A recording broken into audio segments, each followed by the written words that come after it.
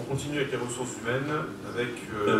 Là, bon, comme il en avait été convenu lorsque nous avions abordé les recrutements de chargés de mission, on arrive maintenant pratiquement à une année pour certaines compétences. Donc, on vous avait dit qu'au bout d'une année, on allait vous faire le commentaire de ces chargés de mission. Donc, je vais laisser mes collègues en charge des différentes activités. Donc, un commentaire, si je puis dire, ou du moins des questions concernant le PSL, une autre concernant la santé, et puis le dernier poste concernant la mission itinérance. Donc voilà.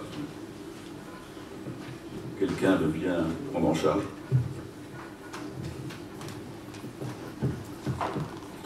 En ce qui concerne le PESL, on a fait une présentation dans tous les pôles territoriaux au cours de la dernière semaine.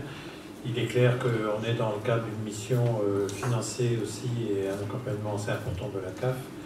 C'est un projet qui va durer sur 2 années, donc il se finalisera vers le début de l'année 2020. Et que le chargé de mission qui a été décidé a été recruté au mois de février de cette année. Et donc il s'agit bien aussi d'assurer la coordination de l'ensemble de cette mission durant toute la période où nous avons besoin de réaliser le PESL. Bon, PESL qui se base sur un diagnostic et sur un certain nombre aussi d'éléments qui vont déterminer les politiques par rapport à l'enfance et la jeunesse à partir de 2020. Voilà. Merci. Donc sur l'autre poste peut-être, Catherine. Alors sur le poste de chargé de mission itinérance, donc en fait vous avez un rapport très détaillé avec même le nombre de jours qui correspond aux différentes missions. Donc en fait la personne elle a travaillé sur la stratégie itinérance puisque c'était le fondement de sa mission, et donc un document qui a été remis à la région en octobre. Je ne sais pas si vous vous souvenez, on avait parlé de la possibilité de mutualisation de ce poste avec les autres intercommunalités, mais pas dans les 6 premiers mois parce qu'il y avait une date butoir pour remettre le document à la région. Donc ce document a été remis en octobre, ainsi qu'un plan de financement. Voilà, et donc on va présenter tout ça lors de la prochaine commission tourisme fin novembre. Alors les différentes actions qui ont permis cette restitution, c'est le travail qui a été fait sur donc l'élaboration de la stratégie itinérance, donc l'animation de la démarche avec des groupes de travail au sein de la commission tourisme, le suivi administratif, la réalisation du diagnostic de l'offre avec les inventaires qu'on a déjà évoqués ici. Donc c'est sur les itinéraires, sur les hébergements, le repérage des terrains, la cartographie de l'offre, la rédaction des cahiers des charges, et puis les analyses et la proposition des différents scénarios chiffrés et phasés. Tout le travail de rédaction de la stratégie avec un document support. Le travail sur la compétence communautaire des chemins qui vous a été présenté aujourd'hui, avec donc les réflexions et propositions des axes de travail et les documents de présentation sous commission. En plus de cela, donc c'est quelqu'un qui travaille sur toute la partie entretien des chemins de randonnée. Donc il y a une évaluation des besoins et de la mise en œuvre pour 2018. Elle a fait beaucoup de repérage de terrain. Elle a animé et organisé les interventions avec les services techniques dans le cadre d'une journée éco-citoyenne. Elle fait le suivi budgétaire. Et puis elle travaille sur l'entretien, l'élaboration des budgets et sur la mise en œuvre. Par rapport à ses missions de départ, elle a eu des missions complémentaires qui sont venues nourrir encore la mission. Elle participe au comité technique et au groupe de pilotage de la renaturation de la vallée de la Sélune, avec en partie tout le travail sur la création des cartographies.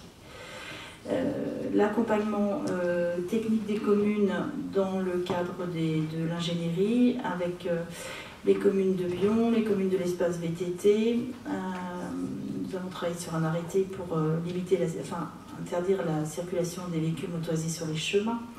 La participation au comité technique, je l'ai dit, avec beaucoup de terrain. L'animation du groupe de travail itinérance du contrat de destination, Mont-Saint-Michel et Sabet. Voilà.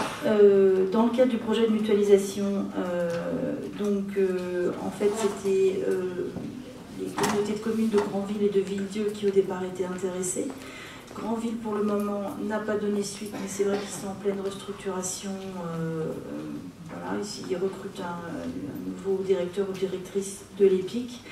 Et en ce qui concerne la mutualisation avec Villedieu, donc c'est une mutualisation qui commence maintenant. Et donc, pour cette première année, c'est 20% d'équivalent temps plein. Voilà. Elle va être mise à disposition, mutualisation. Villedieu qui entre dans à peu près la même démarche que nous sur le diagnostic touristique du territoire et en particulier sur les chemins et l'itinérance. Bien sûr, c'est un territoire qui est plus petit que le nôtre. Voilà, et puis elle a comme nouvelle mission le développement de la filière équine, donc depuis le mois de juin, avec l'animation du complexe équin, la stratégie globale, l'élaboration des budgets, le suivi de la création des allées cavalières, et puis la mise en tourisme de ce complexe équin avec le repérage des terrains itinéraires de randonnée équestre, la mise en gestion du clubhouse sur laquelle nous travaillons beaucoup, la recherche de partenariats et la promotion du site avec le développement des partenariats et les relations avec les associations, donc en particulier Galobet mais aussi Cheval Endurance, et l'instruction et les suivis des demandes de subventions. Voilà. Et puis il y a des partenariats avec d'autres structures, en particulier toutes les fédérations dont je vous ai parlé tout à l'heure, pédestres, équestres, cyclo, etc. Avec les associations, avec les communes. Voilà. Donc vous avez tout ça qui ont été mis en détail. Je ne vous ai pas détaillé parce que vous avez le nombre d'heures qui a été consacré vraiment à chaque type de mission. Voilà. Si, Denis, tu peux nous faire le commentaire, s'il te plaît, sur la mission de coordination santé. Oui, alors, coordinatrice de mission santé, donc elle est à la fois sur la santé au niveau des maisons de santé, maisons médicales, PSLA, mais elle est aussi auprès de David sur toute la partie GHT. On a déjà vu les choses qui ont été réalisées, puisqu'il y a quand même maintenant des maisons de santé où tous les contacts ont été renoués pour qu'on puisse faire venir des gens dans ces établissements, parce qu'il y en avait certains qui étaient vides. On a aussi ouvert celle de Bussé, celle de Sartilly, ça y est, c'est lancé. Et sur Mortain, le projet est dans les clous. Donc son bilan sur un an, je pense que tous ceux qui sont acteurs, on va inaugurer la télémédecine à Saint-Jean-de-Relais à la fin du mois. Donc le bilan est plutôt très positif et je reviendrai en même temps pour, disons, faire la liaison avec le PESL, puisque, comme on parlait tout à l'heure des bonifications, on était sur 4,9 équivalents temps plein aux petits anciens PEL, et on va passer à 6,45 équivalents temps plein acceptés par la CAF, accepterait. S'il n'y avait pas de bonification, on aurait une augmentation de subvention de l'ordre de 22 700, et là on serait un peu plus de 50 000. Alors en plus, à la fois entre le PESL et la santé, il y aura une liaison entre les deux pour définir un peu les méthodes et outils de démarche, puisque la santé au niveau des enfants, aussi dans les centres de loisirs, dans les accueils jeunes et dans les accueils de jeunes enfants, c'est pris en compte également. Donc voilà tout en est sa mission aujourd'hui.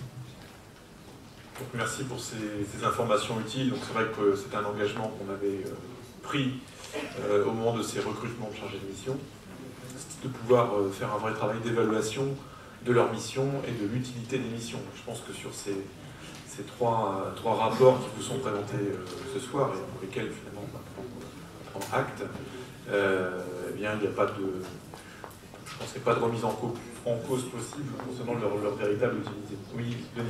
Juste un mot, parce que j'ai oublié de citer Francine, qui travaille également avec Béatrice, et notamment pour tout ce qui est relation avec l'ARS, et ils font un travail aussi très complémentaire sur notre déploiement de tous les besoins santé du territoire. Et sur la mission santé, je tiens à signaler que ce n'est pas toujours simple. Il y a quand même interagir avec la profession médicale, avec les différents porteurs de projets, c'est parfois source de malentendus et de situations inconfortables, et il faut savoir naviguer au milieu de tout cela. Bref.